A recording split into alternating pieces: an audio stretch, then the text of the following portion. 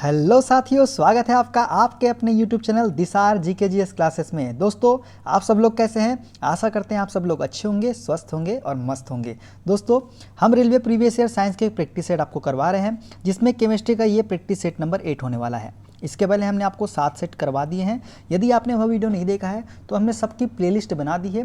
Playlist में जाके आप सारे वीडियो देख सकते हैं। देखते हैं आज का पहला क्वेश्चन, जो कि आपकी स्क्रीन पे ये है। वीडियो अच्छा लगे वीडियो को लाइक कीजिए, शेयर कीजिए, कमेंट कीजिए और चैनल पे नए हैं दोस्तों तो चैनल को सब्सक्राइब जरूर कर लीजिएगा पल पल की अपडेट के लिए। देखते हैं आज का पहला क्वेश्चन। टूथपेस्ट प्रकृति में सामान्यतः खालिस्तान होता है। ऑप्शन नंबर ए है अम्लीय, ऑप्शन बी उदासीन, ऑप्शन सी क्षारी या ऑप्शन नंबर डी हानिकारक। तो इसका राइट आंसर हो जाएगा दोस्तों ऑप्शन नंबर सी क्षारी। जो टूथपेस्ट होता है यह प्रकृति में सामान्यतः क्षारीय होता है। क्यों होता है? क्योंकि हमारे मुंह में कुछ प्रकार के अम्ल पाए जाते हैं। क्या होता है? हमारे मुंह में क्या होते हैं? कुछ प्रकार के अम्ल पाए जाते हैं। टूथपेस्ट में उपस्थित क्षार इन अम्लों को क्या कर देता है? उदासीन कर देता है। देखते हैं नेक्स्ट क्वेश्चन। वे अम्ल और क्षारक कौन से हैं जो सोडियम हाइड्रोजन कार्बोनेट का निर्माण करते हैं? ऑप्शन नंबर ए है HCl और NaOH, ऑप्शन बी H2CO3 और NaOH, ऑप्शन सी है HCl और NaCl, ऑप्शन नंबर डी है H2CO3 और Na2CO3। तो इसका राइट आंसर हो जाएगा दोस्तों ऑप्शन नंबर बी H2CO3 और NaOH। H2CO3 और NaOH जो है सोडियम हाइड्रोजन कार्बोनेट का निर्माण करते हैं। ये क्या होता है? कार्बोनिक एसिड का सूत्र हो क्या होता है? ये होता है H2CO3। वह सोडियम हाइड्रोक्साइड NaOH मिलकर सोडियम हाइड्रोजन कार्बोनेट का निर्माण करते हैं। अगर इसकी रासायनिक अभिक्रिया देखें तो H2CO3 प्लस NaOH इस क्या बनाते हैं? सोडियम हाइड्रोजन कार्बोनेट का निर्माण करते हैं और जल का निर्माण करते हैं। ठीक है दोस्तों, ये आपको याद रखना है। देखते हैं next question. Milk of magnesia का pH मान लगभग खालिस्तान होता है। ऑप्शन नंबर ए है 10.4, ऑप्शन बी 13.2, ऑप्शन सी 2.9 या ऑप्शन नंबर डी 4.7। तो दोस्तों, मिल्क ऑफ मैग्नीशिया का pH मान कितना होता है? Option number A is the correct, 10.4 होता है मिल्क ऑफ मैग्नीशिया का pH मान। ठीक है दोस्तों, ये आपको याद रखना है। बात करें मिल्क ऑफ मैग्नीशिया की, तो मिल्क ऑफ मैग्नीशिया प्राकृतिक रूप से मिलने वाला एक खनिज पदार्थ है। इसका रासायनिक सूत्र की बात करें तो MgOH का होल ट्वाइस होता है। इसका उपयोग शरीर की मांसपेशियों और तंत्रिका के फंक्शनल कार्य के लिए किया जाता है, लेकिन इसका मुख्यतः उपयोग पेट की अम्लता को दूर करने में होता है। किसका? मिल्क ऑफ मैग्नीशिया का मुख्य उपयोग। देखते हैं नेक्स्ट क्वेश्चन। लिटमस विलयन के संबंध में इनमें से कौन सा कथन सही है? ऑप्शन नंबर ए है लिटमस विलयन एक नारंगी उरंजक होता है जिसे लाइकेन से निष्कर्षित किया जाता है। ऑप्शन बी है लिटमस विलयन एक नारंगी रंजक होता है जिसे मॉस से निष्कासित किया जाता है। या ऑप्शन नंबर सी है लिटमस विलयन एक बैंगनी रंजक होता है जिसे लाइकेन से निष्कासित किया जाता है। या ऑप्शन नंबर डी है लिटमस विलयन एक बैंगनी रंजक होता है जिसे मॉस 1 से निष्कासित किया जाता है। तो इसका राइट आंसर दोस्तों क्या हो जाएगा? ऑप्शन नंबर सी, लिटमस विलयन एक बैंगनी रंजक होता है जिसे लाइकेन से निष्कासित किया जाता है। ये इसका करेक्ट आंसर हो जाएगा।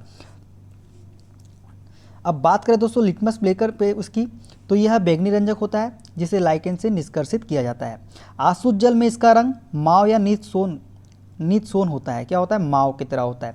जब इसे अम्लीय विलयन में मिलाया जाता है तो यह लाल हो जाता है और जब क्षारीय विलयन में मिलाया जाता है तो यह नीला हो जाता है। सामान्यतः यह लाल और नीले लिटमस पत्र के रूप में उपलब्ध होता है। ये आपको याद रखना है। देखते हैं नेक्स्ट क्वेश्चन। खालिस्तान उभयधर्मी प्रकृति का होता है। ऑप्शन नंबर ए है SO2, option B N2O, option C CaO, option number D है ZnO।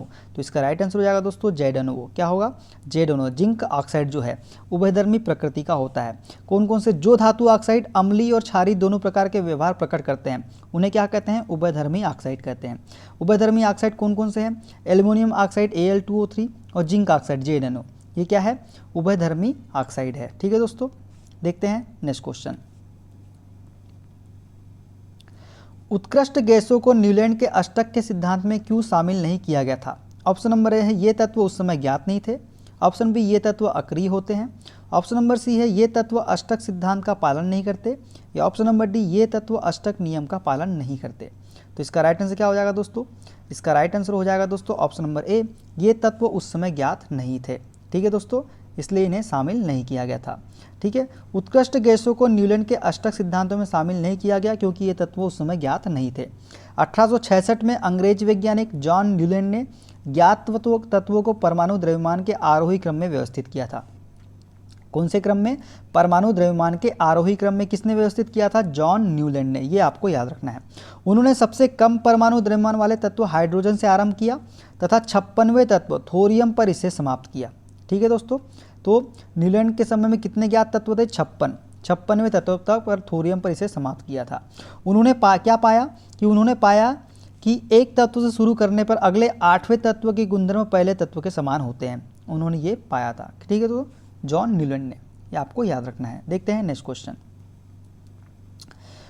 डोबेराइनर के त्रिक के संबंध में इनमें से कौन सा कथन सही नहीं है? ऑप्शन नंबर ए है, यदि 3 तत्वों को उनके परमाणु द्रव्यमान के अवरोही क्रम में व्यवस्थित किया जाता है तो तीसरे तत्व का परमाणु द्रव्यमान अन्य 2 तत्वों के परमाणु द्रव्यमान के औसत के लगभग बराबर होता है।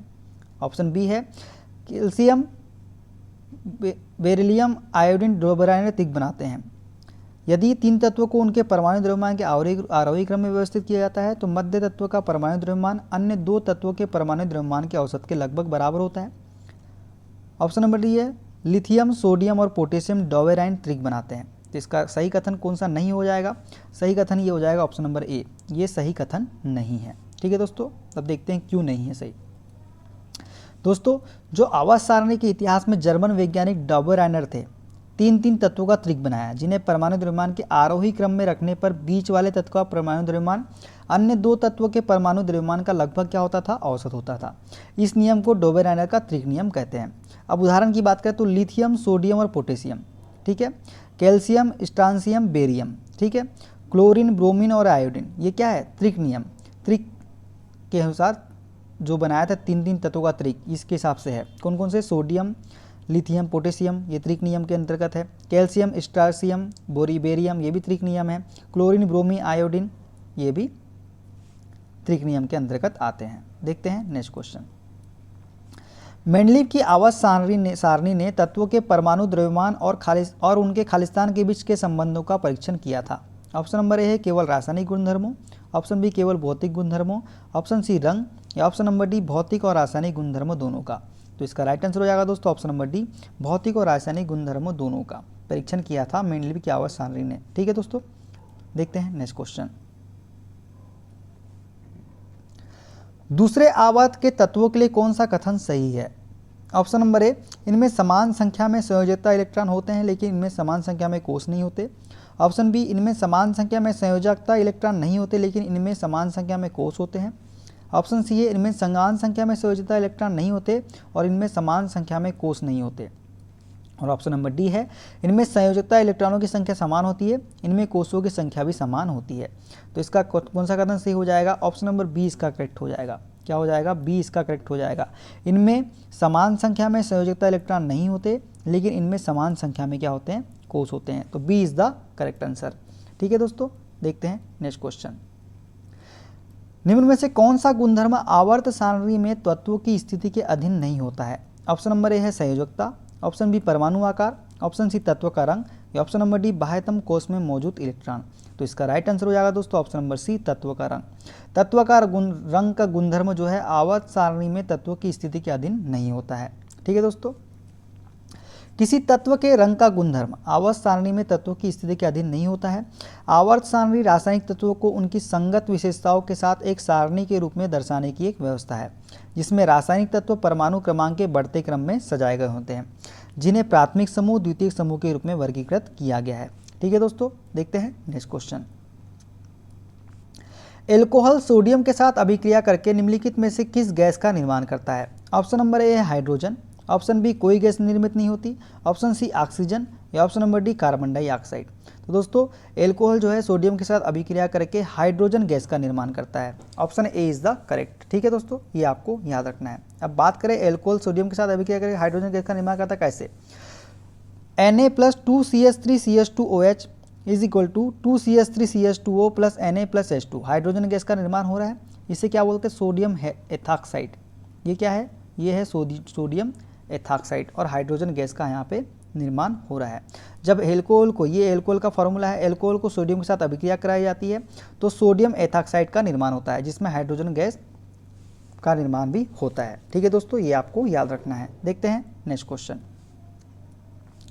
ऑक्सीजन के एक अणु में ऑक्सीजन के कितने परमाणु होते हैं? ऑप्शन नंबर ए है 4, option B 8, option C 2, option number D 6।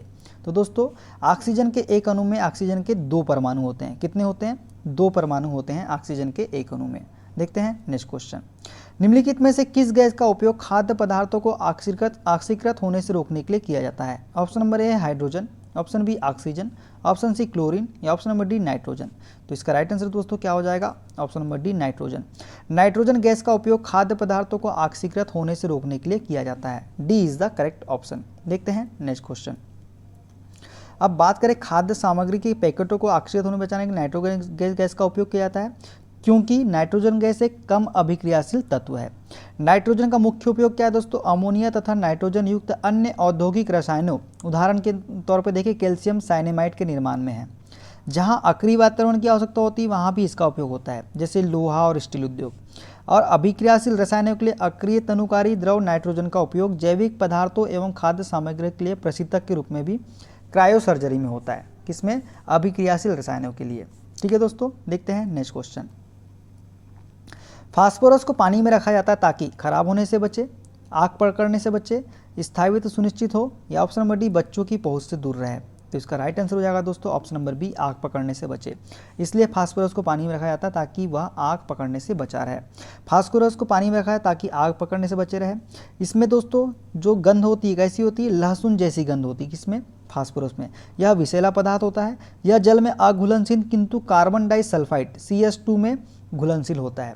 यह हवा में स्वतः जल जाता है, अतः इसे जल में डुबाकर रखा जाता है। क्यों? क्योंकि यह हवा में जल जाता है आग पकड़ने से बचाने के लिए। देखते हैं नेक्स्ट क्वेश्चन। ब्लीचिंग पाउडर को इनमें से किस प्रकार निरूपित किया जाता है? ऑप्शन नंबर ए है CaCl2, option B CaCl2, option C CaOH का होल ट्वाइस या ऑप्शन नंबर डी CaCO3। तो दोस्तों ब्लीचिंग पाउडर का रासायनिक नाम क्या होता है? Calcium oxychloride. तो option number A is the correct. Calcium oxychloride है किसका? ब्लीचिंग पाउडर का। अब बात करें दोस्तों ब्लीचिंग पाउडर के अलावा तो इसका रासायनिक क्या नाम क्या बताया मैंने आपको? Calcium oxychloride. CaCl2 की बात करें तो कैल्शियम क्लोराइड जो है रासायनिक नाम, CaOH का होल ट्वाइस कैल्शियम हाइड्रोक्साइड और CaCO3 का कैल्शियम कार्बोनेट। ये भी आपको याद रखना है। तो दोस्तों ये थे आज के सारे क्वेश्चन जो हमने आपको करवाए। दोस्तों यहाँ से आपको definitely question same to same देखने को मिलेंगे रेलवे के एग्जाम्स में। तो दोस्तों वीडियो अच्छा लगे वीडियो को लाइक कीजिए, शेयर कीजिए, कमेंट कीजिए और चैनल पर नए हैं तो चैनल को सब्सक्राइब जरूर कर दीजिएगा पल पल की अपडेट के लिए। मिलते हैं अगले वीडियो में, अपना ख्याल रखिए। Okay, bye bye, take care.